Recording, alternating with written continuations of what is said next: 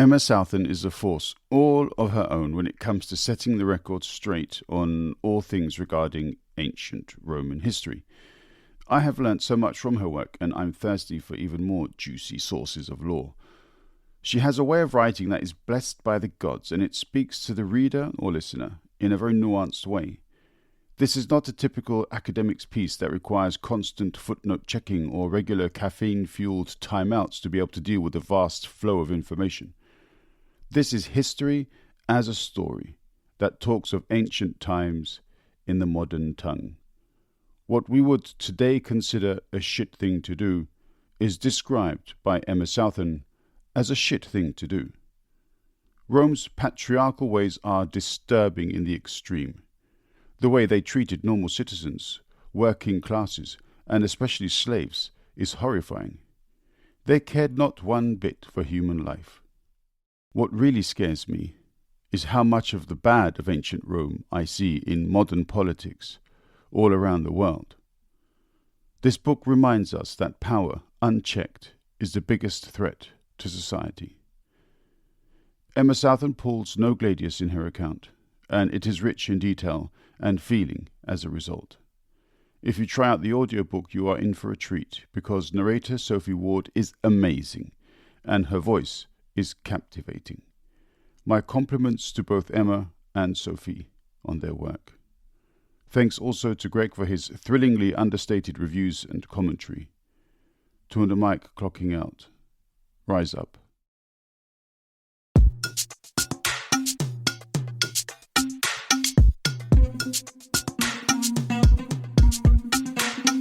Don't wait your peck, kuduelo mabiro TwoandaMic. Don't parodit kod joke mawuoye TwoandaMic. Seche tin sud buta wawinjie TwoandaMic. Wala wachokre, wabed piny, biwawinje ero chako momit ndi TwoandaMic podcast makende. I'm very happy to say that I'm joined again by Greg for the continuing saga that is our book club. Hello, Greg. How are you? Oh, very well, thanks, Zach. How are you?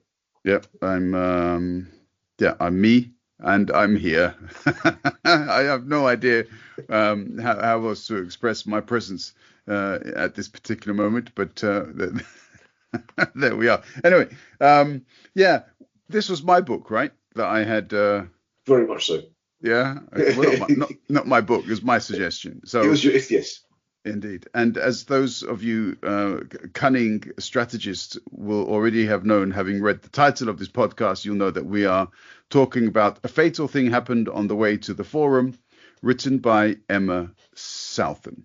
Now, when I first started listening to this, the first thing I thought was, Greg is gonna love it. And was that primary thought correct? Oh yeah, I very much liked it. I really, really liked it. I thought it's a very, very good read or good listen, particularly because of the narrator, who I thought was wonderful, and really did justice to the descriptions given her. I can't get my head around just how brilliant her voice suited the text. It was good. Ideal. Yep. So that's a shout out to Sophie Ward, who was the narrator of this particular audiobook. I imagine that she, and I'm probably completely wrong because I haven't got a clue, but I imagine she probably sat down with Emma Southon, and I'm not sure if I should call her Professor Emma Southon or not, because she's a professor, I believe, but she probably sat down with Emma Southon and asked her what kind of tone the book was written in, or how she would like it to be narrated, in what style and so on. And she probably got a lot of good tips from Emma Southon on that basis, because I've watched a video interview of Emma Southon talking about this book, but also talk about the next one, which goes more into murder in the Roman Empire through the stories of 21 women, I believe. So that's definitely going to be one of my very that's going to be one of my books to read or listen to in 2025.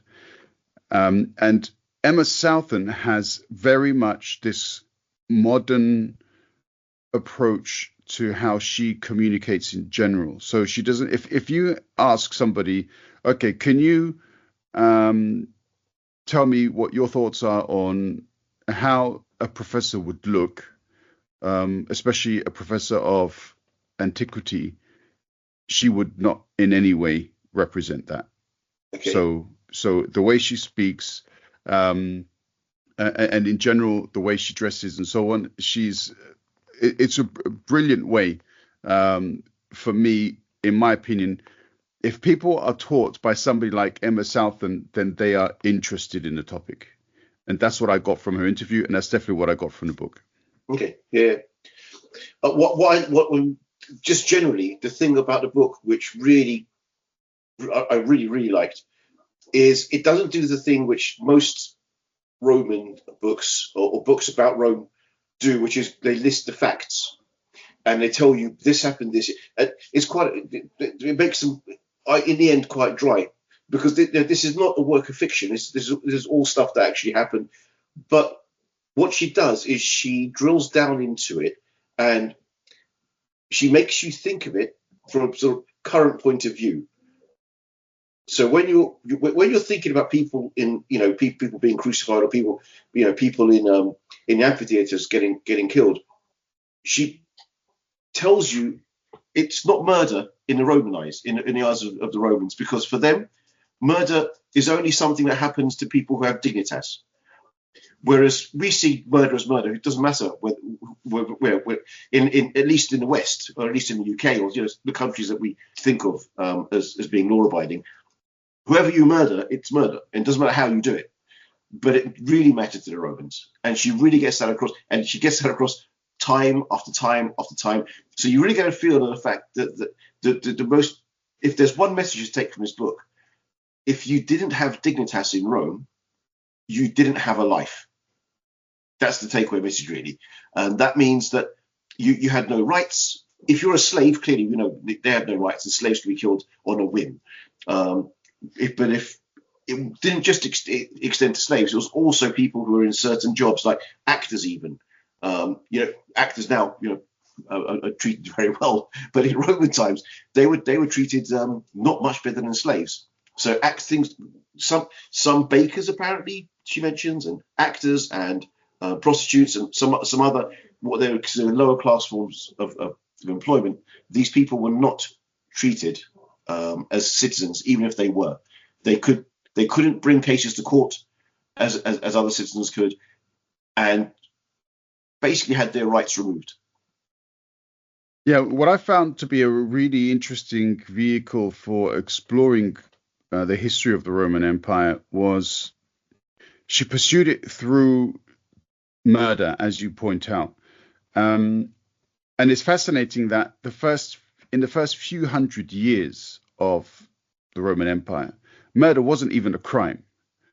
And at no point, she points out later on, is the concept of manslaughter anywhere introduced. So one of the examples that she brings up, and it's probably going to sound stupid, spoiler alert for a book about Rome, but I mean, when she talks about how somebody can kill someone in the act of robbing them, but if the person that robbed them can prove that, no, but I didn't mean to kill him, I only wanted to rob him. And then they'll say, okay, well, in that case, just give us back what you robbed and, go on your way. I mean, obviously, not if they killed a senator, but, I mean, there's no concept of distinction between murder and manslaughter. And what I found to be particularly interesting from this, because I've read quite a bit about Rome, but I'd never, ever actually thought, what kind of laws did the Romans have? Because so much of European law, I mean, in Germany, a lot of the principles of law are based on Roman law. Obviously, they've added stuff, as in it's not like there's no murder and so on. But so much of what the European nations got from Rome, even from their legal system, was entered into European countries' legal systems. And I found myself questioning the logic of that. The thing that I sort of remember from when I was studying Roman stuff, when I was doing A level in Roman history, it's so you're right. They didn't have a law for manslaughter. That the Greeks actually did have it, but the Romans didn't. Okay. So I think with the Romans, it was so much down to if you could have your case argued in court, and it was pretty much the arguer who did the winning of the case. So if you had Cicero fighting your corner, you could literally be standing over the body with the bloody knife, and having told the guy, yes, I damn well did it, like happened in Blackadder. But Cicero would be able to argue, probably not only get you off, but get the other guy to pay you $5,000 for wasting your time. If you had a really good lawyer, he could probably get you off. So that was almost more important than what you've done. Well, this was practically the case in the Battle of Bouvines, wasn't it, with regards to Clodius and Milo? So yes, yeah. So Clodius was, I believe, he was an enemy of Cicero. Yeah, Cicero, Milo wanted to bring him back from exile. Yeah. Mm. Yeah, and then obviously, Milo's gang met Clodius's gang, and blah blah blah. The rest is history. But exactly as you say, and Emma Southon also explains in the book that Cicero didn't even try to argue the fact that who was to blame or not. The argument was basically, but it was probably a good thing that it was killed, and that wasn't really the only time that that's been used in one of these so-called trials, which really makes you wonder, because what this book really made me do, and I don't want to talk about or reveal too much about it, because it would be unfair to ruin anybody's initial experience with either the writing itself, or if they listen to the audiobook, their enjoyment of that particular representation either. But what I got from this book, and at some points I was laughing, quite a few points I was laughing, I just, for the same reasons that you expressed, but at other points I was seething, because I drew a lot of similes from what kind of happened about 2,000 years ago, or 1,800 years ago, or 2,200 years ago, to what we experience today in some parts of the world. And I'm talking about the UK, I'm talking about the US, I'm talking about other parts of Europe, where essentially people can simply more or less incite a mob to conduct their political business. And there's a great part in the book where she basically talks about how murder had become an everyday occurrence. This is something I would never have associated with Rome, because I always thought it was so well organized. Gang violence had become a normal part of life in Rome by 52 BCE, so before the Common Era. I would never have imagined gang violence. Okay, now that I did know, and especially so Caesar used that to his advantage. So Caesar himself, he made himself a populist, and by doing so, he appealed to certain gangs, and he got them on side. He got voted into positions of power by use of the gangs. So not only were the gangs there, they were powerful in their own way, because they could get you voted into certain posts. This, of course, before emperors came along, and then that power would have diminished somewhat under the emperors, because no one gets voted into anything of any real significance without an emperor say so. So before the era of say Caesar and after Augustus, the power of the gangs was probably greater, and remember, tribune of the plebs was also a very, very important role, and gangs had not control over that, but they could get stuff vetoed that the Senate wanted to do by use of the tribune of the plebs. So again, that in the earlier part of Roman history, that's a very important position, and gangs have access and some control over those too. Yeah, and I mean, for me, it smacks of certain, should we say, parts of, even the modern political arena. We've got, I mean, we had during the in the summer the Farage riots, where basically you had this idiot citing hatred and stirring up a hornet's nest, and having people go out into the streets to, I don't know what kind of justice they thought they were going to get, but in most cases they were simply attacking innocent people. Um, and and then the response in some corners has been that, oh, that these people have been put in prison for nothing, for defending their communities, and it just basically smacks of the exact kind of stuff which was spoken about in the book, where basically people from nothing created enmity with other groups and other people just because they could. Yes, but I think that's always been the case, hasn't it? That's just it's one of the flaws of being human. You identify something, either in yourself or someone else that you dislike, usually someone else. And if enough of you get together, you can feel as though something needs to be done about it. And that's kind of the what it is that the Farage did, and what happened in Rome. I mean, it famously happened against Christians in Rome. And Nero with his candles and things like that. And first of all, of course, the way they did it is they would make the Christians, per se, in this instance, the enemy, by saying, look at what they're doing. They don't believe in our gods, blah blah blah. So instead of arguing with them, we're just going to burn them or crucify them. They're misbehaving. That's it.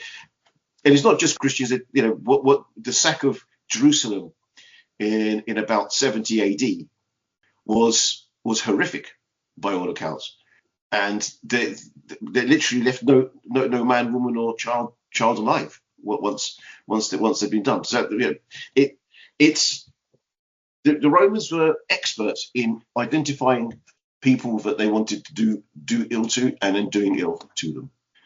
And it's funny that whenever people think of Rome now, they either think of one or other film. It could be Gladiator or Spartacus, whatever, and you get a sense of injustice from those films. Of course you do, but it's so well dressed up, and so nobly sort of hidden behind great lines and great acting and stuff. You never really get the feel of what it was like for someone to live in ancient Rome if they didn't have rights. Yeah. I think, if anything, Claudius probably showed that best. I'll never forget the scenes when Caligula was emperor in I Claudius. That he was terrifying, and it would have been absolutely terrifying to have lived under Caligula, and Nero as well, but particularly Caligula. The man was just insane. But none of these guys are particularly nice, are they? I mean, what was also quite interesting was that there was nowhere you could go. If you had been wronged, there was nowhere to turn. They didn't care. It was your problem. As in, murder was not a state issue. It was a personal thing. And for me, the first time I heard that in the audiobook, when it just made me think, what? What do you mean? How is that even possible? And yet, as you say, when people normally think about Rome, when I think about Rome, I think about obviously the architecture. I think about the literature. I think about the sophisticated philosophy. I think about all of these things, but it's completely wrong. As in, it's there, but to be honest, it's actually there to cover up, or at least it's been represented in a way to cover up all of the actual barbarity of what Rome was. But isn't that always the case? Again, this as we know, history is written by the winners, and Rome were pretty much always the winners. So their history was written by other Romans. They're gonna accuse historical figures, perhaps, who they might not be fond of, to say he did bad. Suetonius. He obviously, a lot of the stuff we have comes from his 12 Caesars, and historians know to take what Suetonius says with a pinch of salt, because a lot of the time it's hyperbole and trash talk. but it's very appealing and compelling trash talk. But it's, you don't get that sense of what is going on in Rome as being injustice, but of course it is. Especially during the time of the emperors, where you have one guy in control of everything, and even a senator in those days couldn't be safe. If Tiberius calls you as a senator to go visit him on Capri, you had about a 50% chance of flying off a mountain, flying off a cliff in the next 48 hours. You never had an idea if you're coming back again.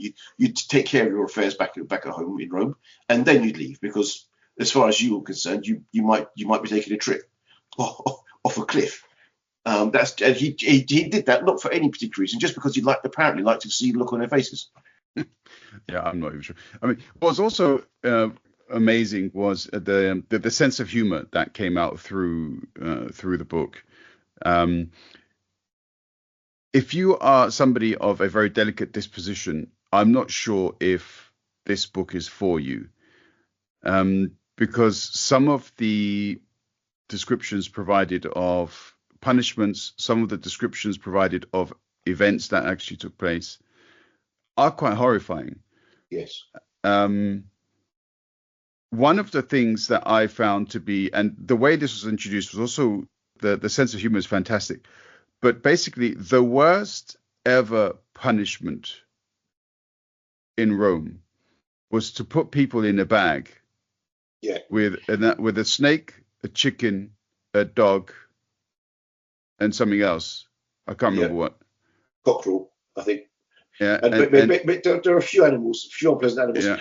And then chuck it in the river. This is the punishment for patricide.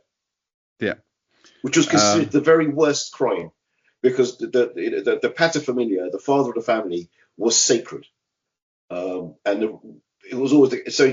As the father of the family, you could choose who to kill in your household. It was not a crime, because they are pretty much considered to be your chattels. Whether it's your wife or your children, slaves forget, but it's a strange anomaly they had in those days, but that's how they thought about it. Yeah, it was kind of. I was just going to say, if you think about it, we do have some cultures, even now in the world, where it's not quite that stark, but you can see the difference that the male head of a household would perceive to have over the female head of a household, perhaps.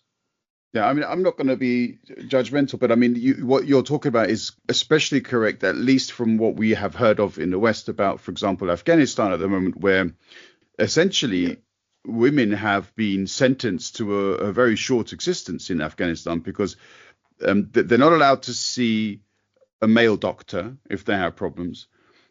And women are not themselves allowed to study to become doctors either. Right. So who does a woman go to if she has a medical issue? And quite clearly, that's something that's been curtailed. On top of that, women are not allowed to speak in public places. They're not allowed to sing. They're not allowed to be heard in Afghanistan. So it's probably not too different from what we've just heard about. The Rome. What happened in Rome. Yeah. I would say, if anything, women in Rome would probably have had more rights than women in Afghanistan do now. They just didn't extend as far in terms of legal recourse to violence at home.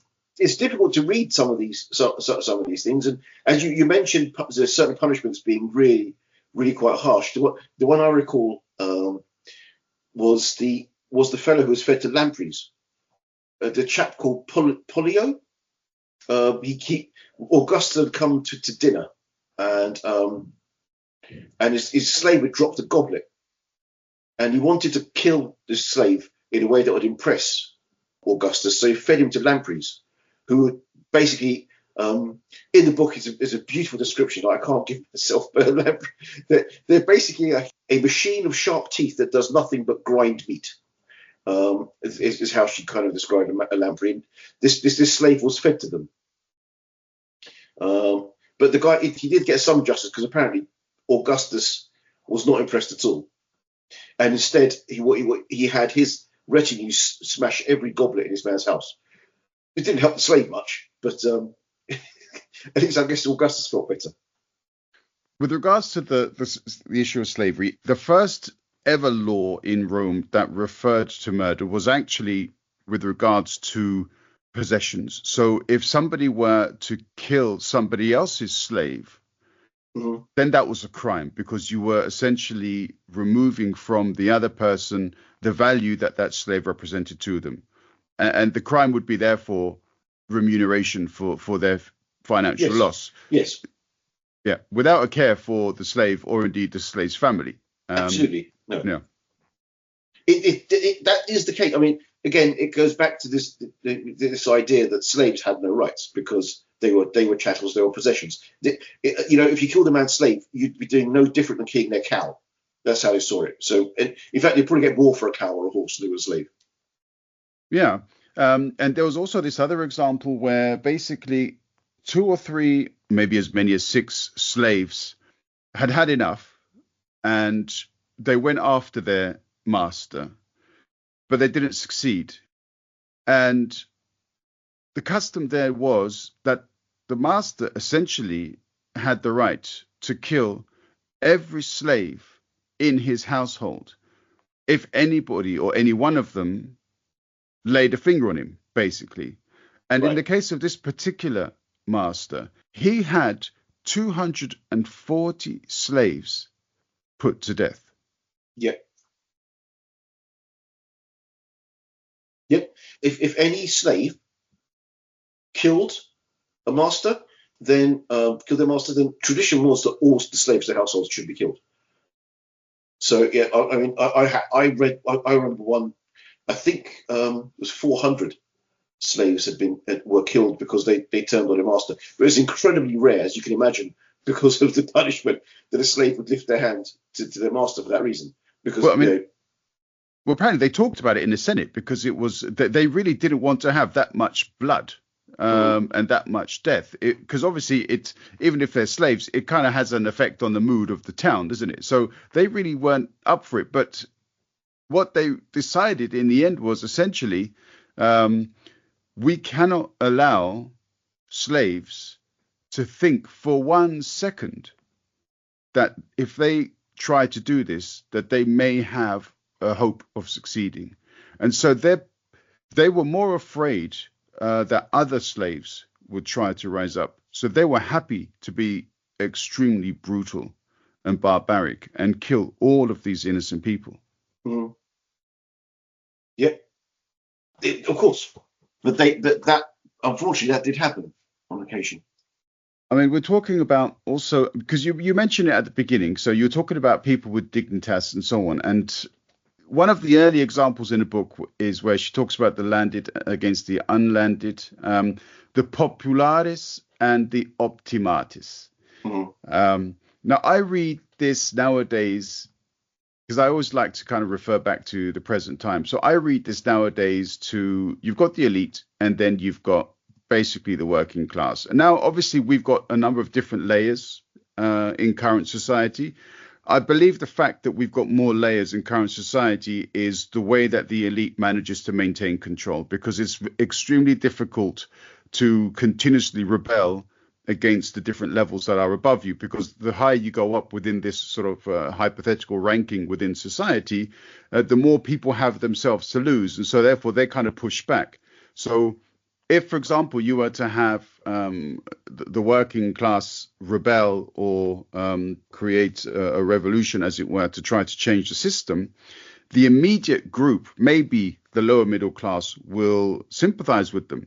But the middle class itself will push back against that, and they will protect the upper classes that lay in the background. But in the case of Rome, there was simply these two options. You had the as it were, the optimatis, this elite, and then you had everybody else. Well, I mean, I think they had another level. So they started, of course, with the senators, and they are the highest echelon of society. Forgetting Caesar at this point, because we start a little bit earlier than that.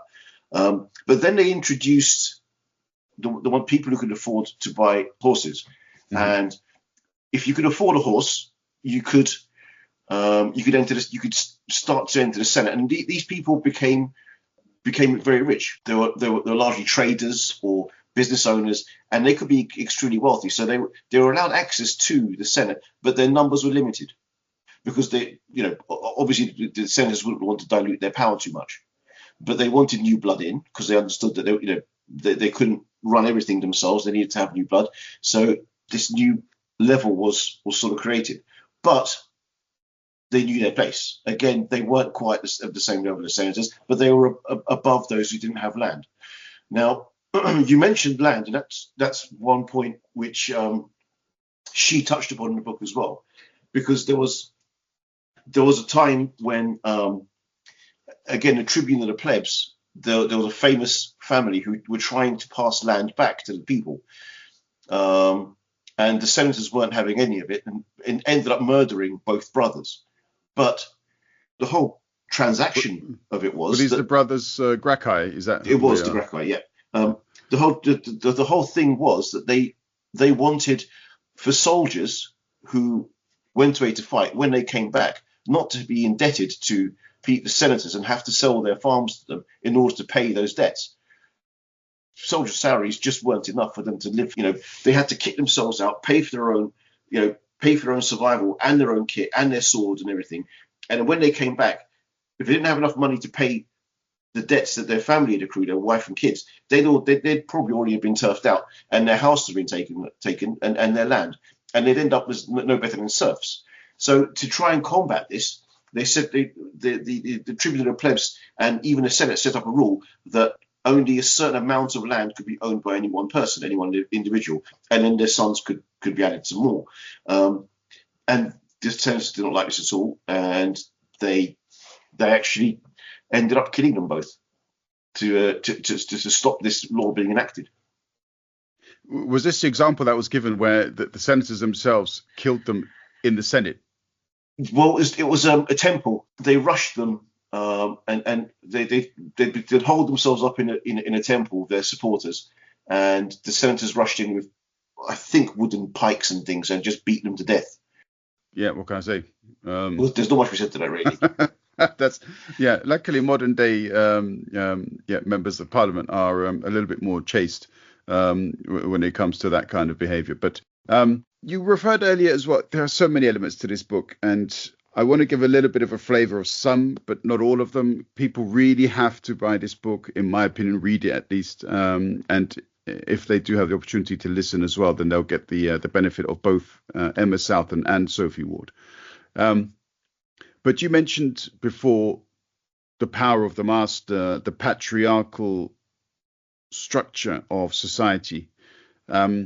This is very well represented by how women were treated in the Roman period. And I believe Emma Southon has also followed this book up with another book, which I believe has been published already, which is about, I don't know the exact title, but it's to do with murder in the Roman Empire through the lives of 21 women. And it strikes me, again, bringing it back, not necessarily only to modern times, but throughout history from Roman times. And maybe here also you can give me a bit more information on the basis of ancient Greece, if there were any, if it was different then, there. But the way that women are kept down, the way that the patriarchal system is protected at all costs, it's indicative of, in my opinion, the collapse of the empire. And also that combines with the way that the slaves were treated too. For me, the reason why these empires have not been able to exist is because of the way in which they have treated these groups, women, working class people, or the majorities, or the plebs, as it were, in this case. And it simply allowed the people at the top to engage in such levels of corruption, to basically feel that they were able to do anything that they wanted to, and with impunity. And so it also tells me what we're currently living today, when we see what I consider to be pretty much the collapse of the fabric of society. It's also to do with this, I think. Mm. Do you mean more generally, or are you specifically talking around sort of the times of the emperors and things as well? Because they had that.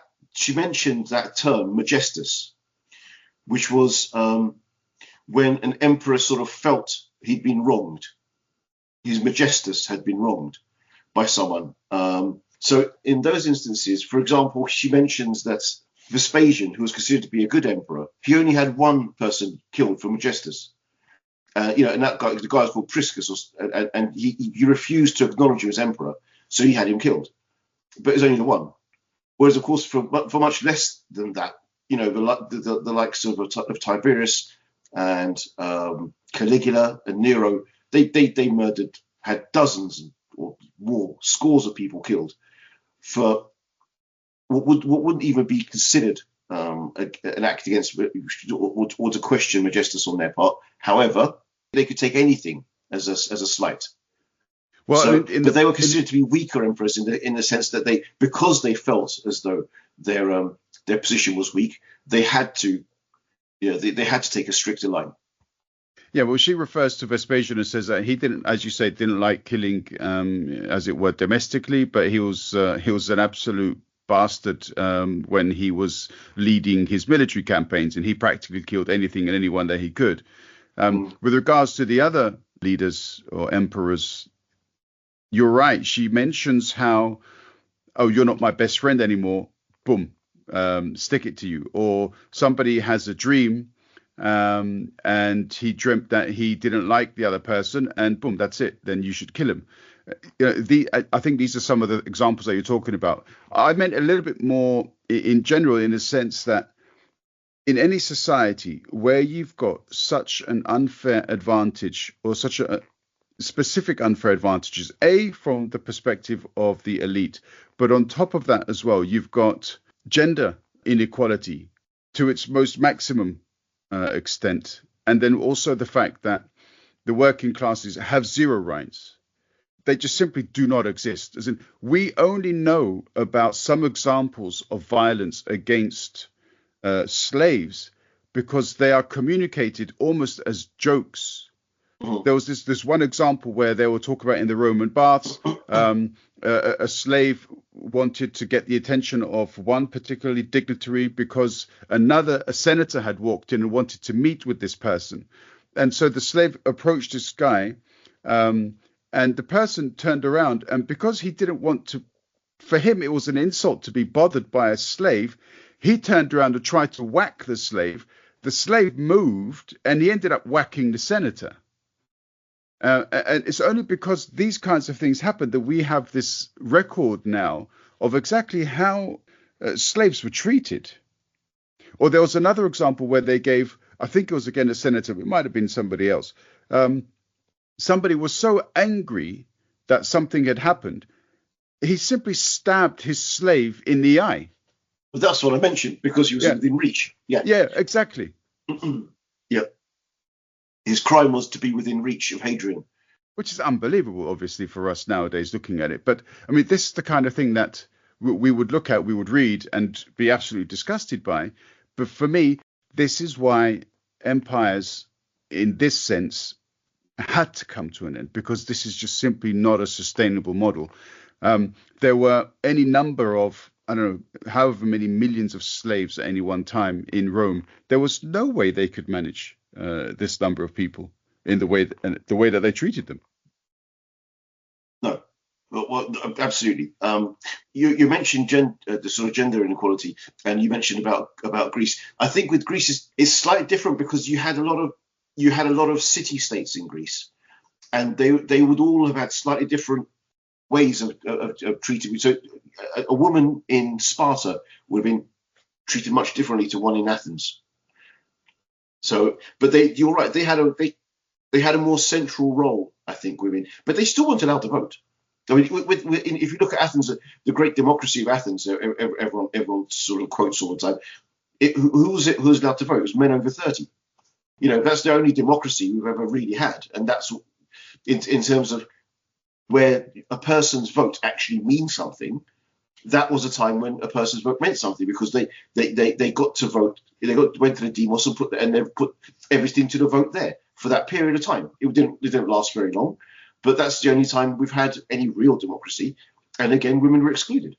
So then again, it wasn't a real democracy. No. I just find it fascinating that for however many thousands of years of existence, the humans still haven't managed to overcome this inherent weakness where some group manages to justify to itself that for some reason men are more important than women. And it's never actually been the case. It never should have been the case. It definitely is not the case.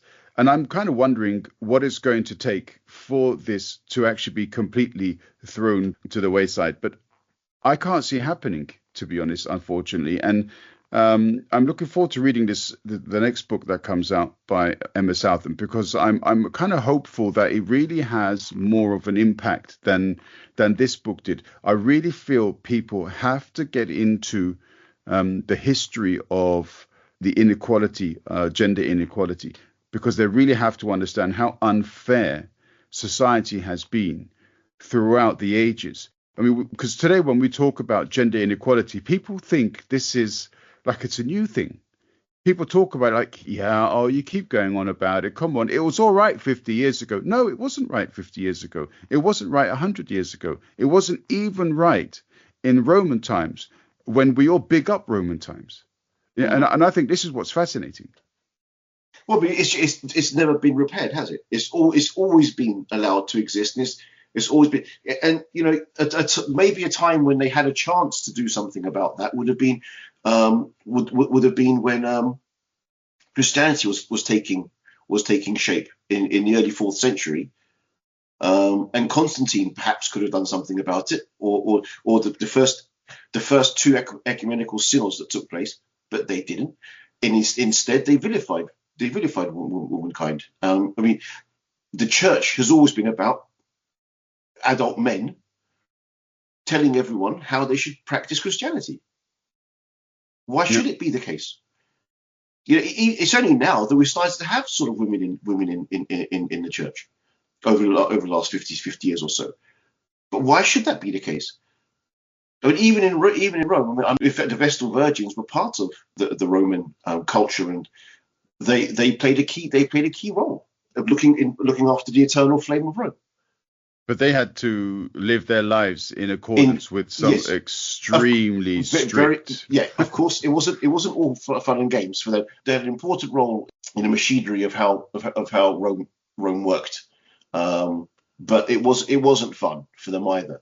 I mean, but as we're talking, Rome wasn't fun for many people at all. I mean, even as senators, it was a very hard life. You were expected from the age of about 15, 16. If your father was a senator, he'd put you forward to certain either magistracies, or more commonly, you'd be put in the army, and you'd be put in an equestrian rank, or you'd start off as a military tribune or something. So you wouldn't necessarily be one of the guys in the front row, but you'd be involved in the thick of it, and you'd be expected to travel to the hard marches. You'd be expected to fund yourself all this time, and you'd be expected to deliver. And if you weren't good at being a soldier, you couldn't really expect to have a very good career, either in the Senate or any other positions in Rome, because you had to deliver militarily first, and that was very key to Roman life. So even the senatorial classes it wasn't a fun existence.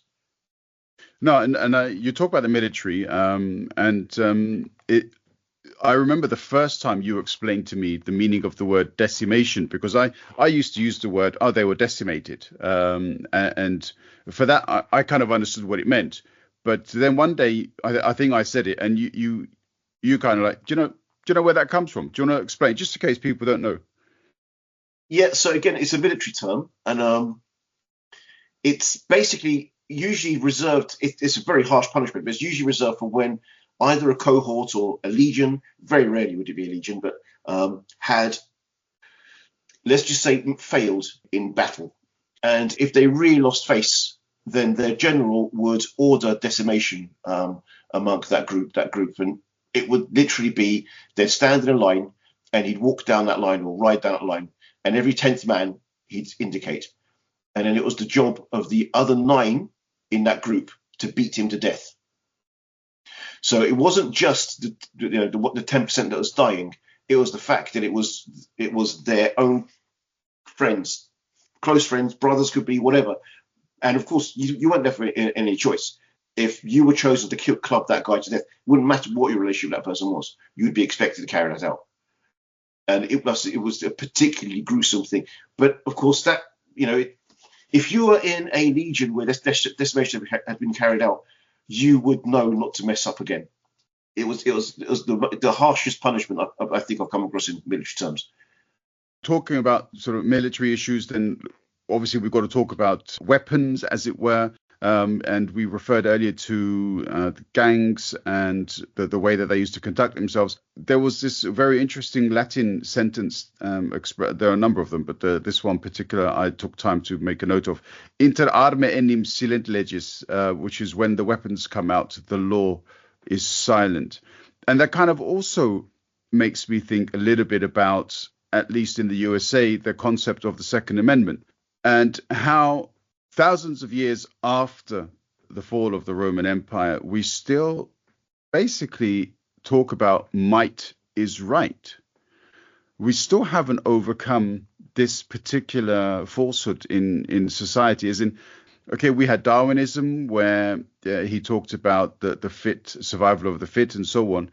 But the fit doesn't always only refer to strength. It doesn't only refer to brutality or the best trained in this or that or the other physical side of things. But there's also a certain level of intelligence and behavioral dynamics with regards to survival. But this concept still remains even in modern society, where if you are strong, if you are powerful, then forget the law. And we can see that being carried out in international law too. And we also see that in whenever we watch a movie from the States in self-defense and so on. If somebody comes to steal something from my home and he's still on my land, I can shoot him and that's fine. And I feel this principle, essentially, when the weapons come out, the law is silent, I think in some ways obviously changed and interpreted a bit differently nowadays, but that still holds true, I think. I think in certain places it does, particularly, as you mentioned, America. I find that to be quite a strange thing. And that she also mentioned as well, if we're touching upon America, that it's the one place in the West now where they still have the death penalty. And she found that quite strange, that the Americans. But she points out again, quite interestingly, that in America they try to make the death as painless as possible. And conversely, for the Romans, the pain was the point, because the fact that this person was a criminal meant they had no right to exist. So it was the point of the very point of killing them was to make it as painful as possible and to act as a deterrent to others. So there were some horrible punishments that they talked about. Oh yes, yeah. I mean, of course, the I mentioned about killing of the father, the figurehead father of the family, or the other one was, of course, crucifixion, which she goes into some detail about. Which, oh God, yeah. Which is severely unpleasant, and she very, very interestingly tells how we're told that the bolts are put through people's feet and hands is not accurate because it wouldn't work, and the way she describes how it's actually done, it's mind numbing. Yeah, the pain it is. That these people must have been in.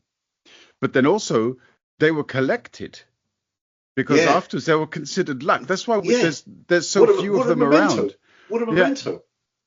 Unbelievable. I don't think I could handle it. But yeah, you mentioned that about pain in punishment. You're right. It's first of all humiliation, and then pain as long as possible, and then ultimately death. And there was one year, the year of the 3 Caesars or something. I can't remember. The 4 Caesars. The 4 Caesars. Okay. The 4 Caesars. Yeah. Yeah, and how how some of them are killed. Yeah.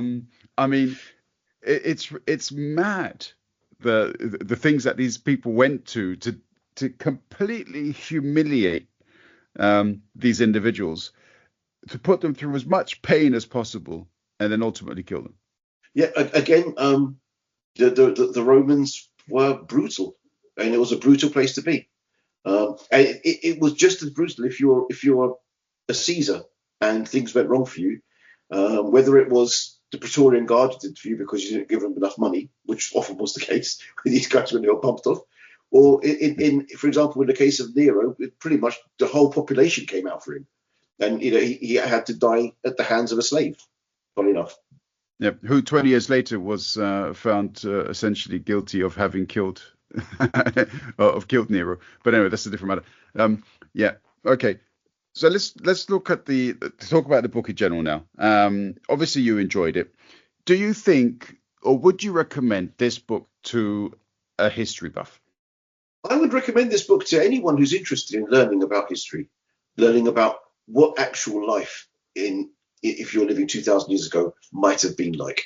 If you're interested in understanding that, then this book will give you a reasonable idea, and particularly so because it looks at their views of death. So that tells you a lot about what the Roman psyche was. And what she does brilliantly is she concentrates on how death was treated when it was meted upon different people, whether it was by the state or by other individuals or by members of family. She'll give you what written sources there are, pictorial sources that are often used. I mean, she touches upon the different types of people who could be obviously gladiatorial, but again, it's treated in a different way than what we've been taught, and certainly what we see in movies. It's much more brutal than we've ever realised, and she I think she does a brilliant job in letting us know with evidence why things she believes were the way that she's written them. And I find, I certainly wouldn't argue about anything she's written, and I did find it very, very interesting. Yep. How many times did you listen to it? Just the once. Okay. Unlike you, I think you're on fourth, aren't you? 3.5. I listened to it 3 times all the way through, and then the 4th time I kind of skipped ahead to certain parts that I wanted to try to get some notes from. But I will gladly listen to it again to my heart's content, because I just find the way that the book's written, but then also the narration to be absolutely top notch. My compliments to both Emma Southon and Sophie Ward. Fantastic job, and I can't wait to listen to the next one that comes out as well, along the same lines. Okay, so this was my choice, Greg. So this brings us to then your choice for the next, and I hope we don't have to wait another 3 months or however long it took for the next one. By the way, a slight dig there. Yeah, what have you got for us for the next one? Well, this one should be easier because it's not quite as long a book. And it's called Do Androids Dream of Electric Sheep by Philip K. Dick. And I thought would be quite fun would be if we were to read the book, but also watch the film and just discuss the book and the differences in the film version, which everyone will know is Blade Runner. Yeah, okay. I'm. And which version? Because there's more than one version of Blade Runner. The original 1984, I think. With Harrison Ford. Yep. Blade Runner. Okay. All right. Cool. Yeah, I'll do that. And yeah. Okay. So essentially the challenge now is, what have you challenged us to do then? Because we've spoken about this in the past many times. Is the book better than the movie and so on? And in this case, what is it you want us specifically to compare? I mean, obviously the film's a lot more famous than the book is for some reason. I can't even remember the title of the book. I mean, so you're absolutely right with that. So to be honest with you, I haven't seen the film for about 20 years. So I'm looking forward to seeing it again now that I've read the book. Okay. Right. So I'm going to read the book again, and then I'm going to watch the film. Or I might do it the other way around. I might watch the film first and then read the book again. Because I just got a very different feel from reading the book than I remembered when I was from watching the film. Mm-hmm. And I want to know whether it's because I've changed from that time, or whether there is as big a difference as I believe there to be. Yeah, I mean, obviously this is a movie, as you mentioned, which is about 40 years old. So it's going to be interesting to see what kind of effect it has on us. I might take the opportunity also and watch the newer version, but we'll see. Because I think Harrison Ford is in the newer version too, isn't he? He is, but playing a different part. Yeah. Plays a different role, yeah. Okay, cool. All right. Yeah, Greg, thank you very much, as always. A great sport in undertaking the challenges that I set you, even though this one was pretty much right down your street. Yeah, thanks a lot for your time and your analysis. Thank you. I've had a great time. And I enjoyed your book, so thanks for that too.